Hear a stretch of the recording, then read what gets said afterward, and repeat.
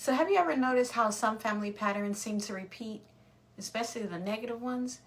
Whether it's stress, anger, toxic behaviors, broken relationships, they can quietly show up in generation after generation. And these are often called generational cycles, or what some refer to as generational curses. You might have heard someone say you're just like your mother, or you're going to end up just like your father. Or maybe you come from a family where financial struggles constantly repeat, where you can't get generational wealth, or where communication just turns into conflict, or where healing just never seems to happen. See, these patterns don't appear out of nowhere. They're often learned, modeled, and passed down over time. And the Bible kind of speaks about how the sins of the parents are visited on the children.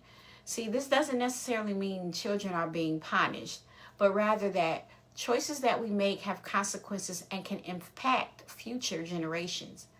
What is left unhealed often gets repeated. Children are shaped by what they see and experience. And while positive habits can be passed down, so can unhealthy ones. If something harmful is never addressed, it can continue from one generation to the next. But cycles can be broken.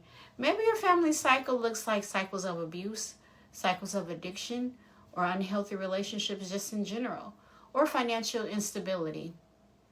Whether it's unforgiveness or unhealed trauma, when wounds go unhealed, the cycle continues, often becoming so familiar that it just starts to feel normal.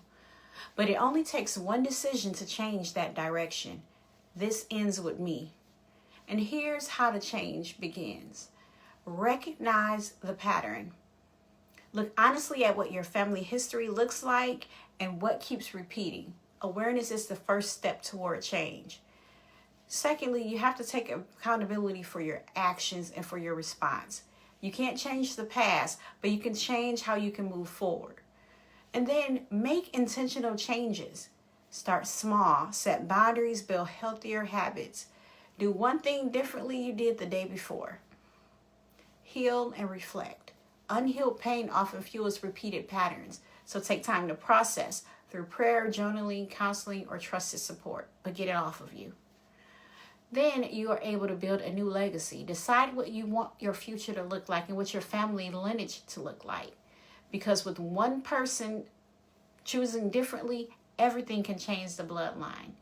So ask yourself, what stops with me? In my family, this happened, but it stops with me. Be the turning point. Break the cycle.